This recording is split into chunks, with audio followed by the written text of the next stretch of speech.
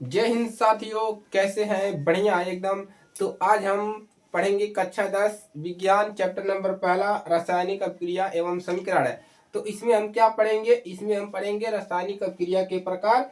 और पिछले अध्याय में यानी कि पिछली क्लास में हमने रासायनिक अपक्रिया क्या होता है उसको बताया, रासायनिक समीकरण कैसे लिखते हैं उसको भी बता दिया है। तो आप लोग अगर नहीं देखे हैं तो डिस्क्रिप्शन में लिंक है, जाइए वहां से उसको पहले देख लीजिए। और आज हम बात करेंगे रासायनिक अपक्रिया के प्रकार, कितने प्रकार के होते हैं और सबको अच्छे से समझेंगे, डिटेल में समझेंगे। ठीक है, तो चलिए क्लास को शुरू करते हैं।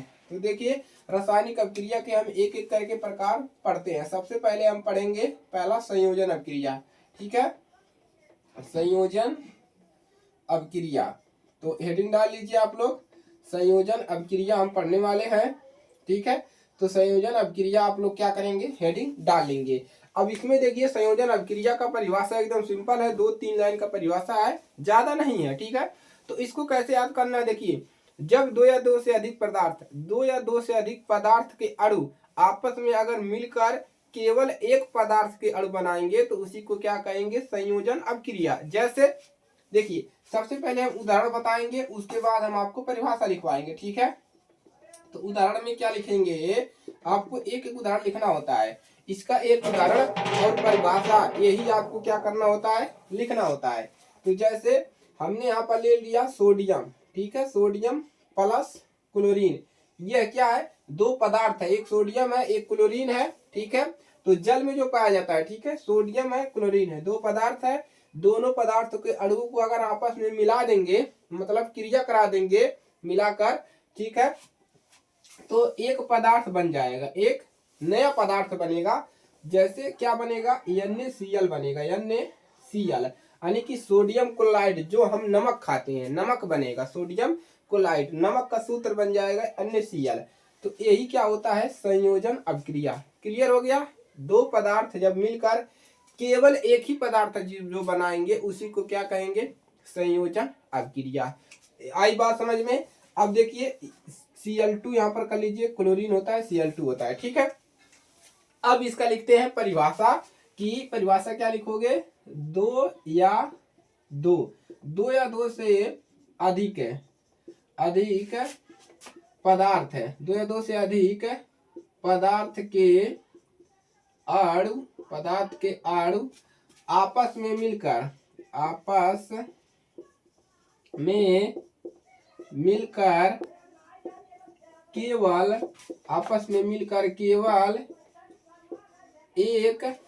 केवल एक पदार्थ के अणु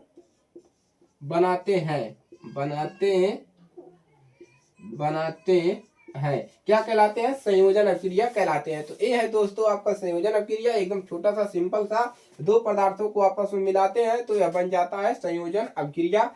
अब इसको हम करते हैं बैलेंस करना कैसे है आगे आपको बताएंगे। फिलहाल अभी आप लोग जान लीजिए, यहाँ पर दो क्लोरीन है और यहाँ पर केवल एक क्लोरीन है, तो इसके आगे दो का गुणा कर देंगे, दो सोडियम हो गया, दो क्लोरीन। लेकिन यहाँ पर सोडियम एक है तो इसके आगे भी दो से गुणा कर देंगे। अब हमारा जो रिएक्शन है, दोनों तरफ क्या हो गया, तराजू दोनों तरफ बराबर हो गया। तराजू जो है, ये दूसरी तराजू है, पहली तराजू है, दोनों तराजू क्या हो गया, बराबर हो गया। ठीक है, चलिए, तो ये है आपका संयोजन अपक्रिया, इसको तैयार कर लीजिए। अब चलिए अगला पढ़ते हैं हम लोग, क्या पढ़ेंगे हम लोग, वियोजन अपक्रिया। दूसरे नंबर पे क्या पढ़ना है आपको, वियोजन अपक्रिया। ठीक है, वियोजन अपक्रिया।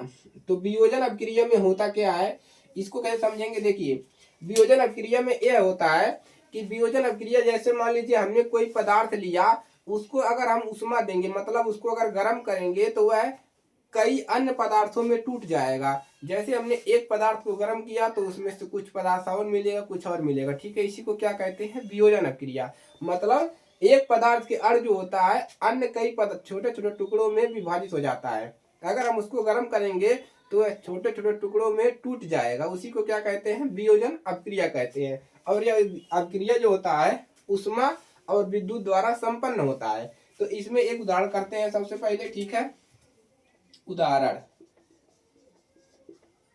चलिए, तो उदाहरण में हमने क्या ले लिया है, उदाहरण में हम यहाँ पर ले रहे हैं, ठीक है, उदाहरण में हम ले रहे हैं फेरस सल्फेट। ठीक है, FeSO4 है।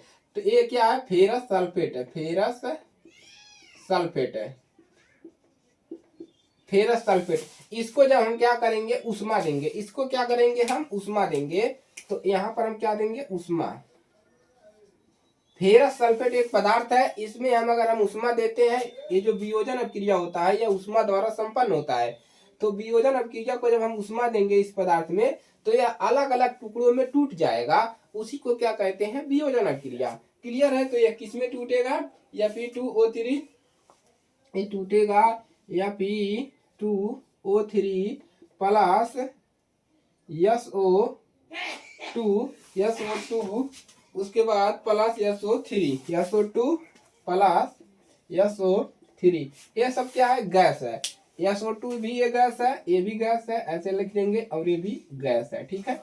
तो ये क्या हुआ, इसको जब हमने गर्म किया तो कई टुकड़ों में टूट गया, Fe2O3 बना दिया, SO2 बना दिया, SO3 बना दिया। ठीक है। चलिए, फेरिक ऑक्साइड, जब इसको हमने गर्म किया तो यह बन गया फेरिक ऑक्साइड, फेरिक ऑक्साइड, और ये सब गैस बन गया। ठीक है। SO2 gas, SO3 gas. तो यही होता है दोस्तों वियोजन अपक्रिया। एकदम क्लियर से आपको समझ में आ रहा होगा कि संयोजन अपक्रिया में केवल एक पदार्थ बनेगा, वियोजन अपक्रिया इसी का उल्टा है। एक पदार्थ है, उसको अगर हम उष्मा देंगे तो वह कई पदार्थों में टूट जाएगा, उसी को क्या कहते हैं हम, वियोजन अपक्रिया कहते हैं। एकदम क्लियर है। अब अगर आपको परिभाषा लिखना है तो इसका परिभाषा भी हम यहाँ से आपको करवा देते हैं। ठीक है। परिभाषा, तो इसमें परिभाषा लिख लीजिए, कोई अयौगिक वियोजन अपक्रिया में लिख लीजिए वियोजन अपक्रिया। ठीक है। कैसे लिखेंगे, वियोजन अपक्रिया में यौगिक अपने छोटे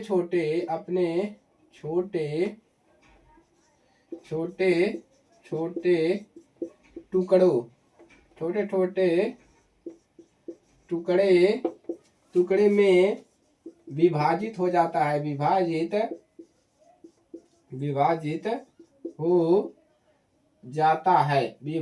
हो जाता है। छोटे टुकड़ों में, अवयवी टुकड़ों में क्या होता है, विभाजित हो जाता है। ठीक है। विभाजित हो जाता है। यह क्रिया उष्मा, प्रकाश अथवा विद्युत द्वारा संपन्न होती है। और आगे लिख लेंगे, यह अभिक्रिया उष्मा और विद्युत द्वारा क्या होती है, संपन्न होती है। ठीक है। संपन्न होती है। तो ये जो क्रिया होती है उष्मा और विद्युत से भी ये संपन्न होती है। तो दोस्तों ये क्लियर हो गया, संयोजन अपक्रिया वियोजन अपक्रिया आपको बता दिया। एक पदार्थ से कई पदार्थ टूटकर बनेंगे, नोट कर लीजिए। अब तीसरे अपक्रिया की तरफ चलते हैं। ठीक है। चलिए, तो इसके बाद आपको पढ़ना है विस्थापन अपक्रिया। तो विस्थापन अपक्रिया उसमें ऊपर पढ़ते हैं। ठीक है। चलिए, नंबर 3 क्या पढ़ना है आपको, विस्थापन अपक्रिया। ठीक है। चलिए, तो चैनल पर नए हैं सब्सक्राइब कर दीजिए, दोस्तों के पास शेयर कर दीजिए ताकि उनकी भी मदद हो सके। ठीक है। और चैनल ग्रो हो सके। ठीक है। चलिए, तीसरा नंबर क्या पढ़ना है, तीसरा नंबर पढ़ना है विस्थापन अपक्रिया, विस्थापन अपक्रिया। तो तीसरा नंबर पढ़ना है विस्थापन अपक्रिया। देखिए, अब विस्थापन अपक्रिया में होता क्या है, देखिए इसमें क्या होता है, कोई एक यौगिक जो होता है, चलिए उदाहरण से पहले इसको समझते हैं। तो सबसे पहले उदाहरण लिखते हैं, उसके बाद इसका परिभाषा लिखते हैं। ठीक है। उदाहरण, तो उदाहरण हमने यहाँ पर एक ले रहे हैं। ठीक है। विस्थापन अपक्रिया में जैसे मैग्नीशियम प्लस, यहाँ पर ले रहे हैं Mg प्लस CuCl2। ठीक है। यह क्या होगा, विस्थापन अपक्रिया में होता क्या है, कोई एक यौगिक होता है, वो दूसरे का स्थान लेता है। जैसे मैग्नीशियम क्या करेगा, इसके स्थान पर मैग्नीशियम आ जाएगा, मतलब इसका स्थान वह ले लेगा और इसका स्थान, ये वाला इसका स्थान लेगा। ठीक है। मतलब विस्थापन हो जाता है पदार्थों का। ठीक है। तो यहाँ से हो गया MgCl2 प्लस Cu, ये क्या बनाएगा, MgCl2 प्लस Cu। ठीक है। इस प्रकार से MgCl2 प्लस Cu। तो यहाँ पर क्या होगा, मैग्नीशियम क्यूप्रिक क्लोराइड के विलयन से कॉपर को विस्थापित करके, देखिए यहाँ पर मैग्नीशियम क्या कर रहा है, ये जो मैग्नीशियम है इस कॉपर को, ये जो कॉपर क्लोराइड है कॉपर को विस्थापित कर रहा है, मतलब कह रहा है कि तुम यहाँ से हटो, इसके स्थान पे मैं आऊंगा। ठीक है, कह रहा है ये मैग्नीशियम क्या कह रहा है कि आप यहाँ से हट जाइए, यहाँ पर मैं इसका स्थान ले लूंगा। तो यहाँ पर क्या हो गया, यहाँ से क्या हो गया, यहाँ पर विस्थापित हो गया। ठीक है, और इसको किधर बाहर खदेड़ दिया, कहा कि तुम उधर जाओ, इसके साथ से दूर हट जाओ, मतलब मैं इसके स्थान पे आ जा रहा हूँ। ठीक है, तो ये क्या किया, यहाँ से यहाँ तक विस्थापित हो गया। ठीक है, मतलब पहले यहाँ था, उसके बाद जब रिएक्शन हुआ दोनों का तो ये इसके स्थान पे आ गया, मैग्नीशियम क्लोराइड बना दिया और इसको कॉपर को बाहर कर दिया। ठीक है, तो ये होता है दोस्तों विस्थापन अभिक्रिया। यहाँ पर हुआ क्या, एक पदार्थ का विस्थापन हुआ। अब एक ही पदार्थ का विस्थापन होगा तो वही विस्थापन अभिक्रिया होगा। ठीक है, चलिए अब इसका परिभाषा लिखवा दे, चलिए लिखवा देते हैं भाई, समझ में आ गया। विस्थापन अभिक्रिया रासायनिक अभिक्रिया जिसमें किसी यौगिक के अणु, लिख लीजिए, जिसमें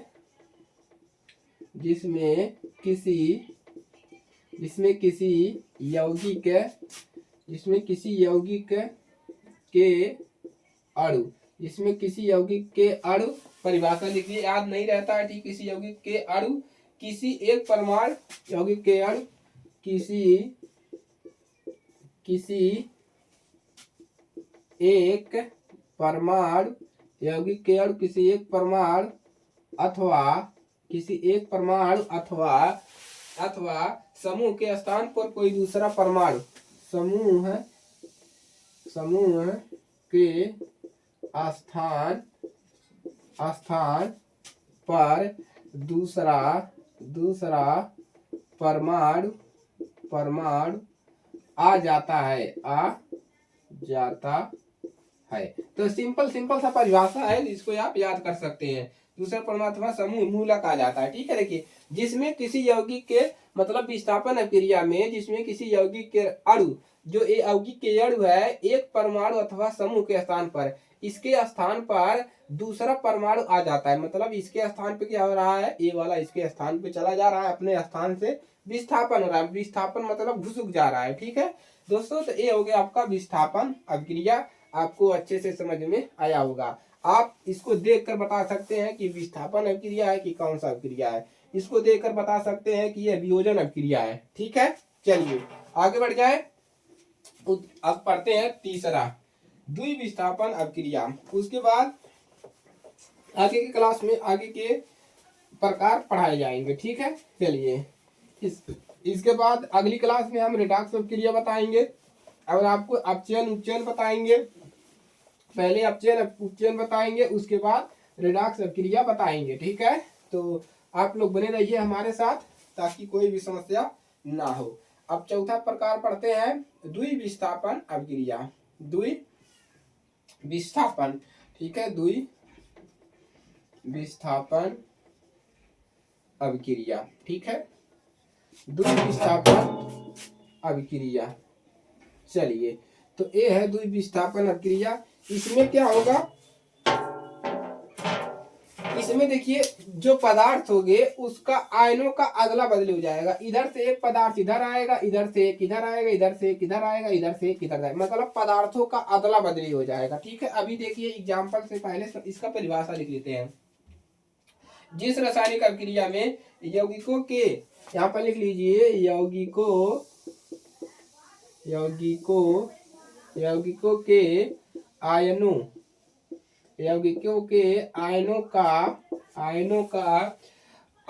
अथवा घटकों का, आयनों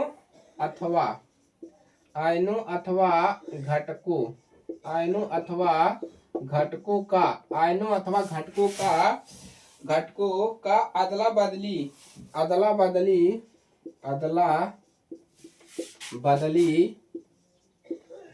बदली या विनिमय लिख लीजिए, विनिमय, अदला बदली या विनिमय हो जाता है, विनिमय हो जाता है तथा नए यौगिक बनते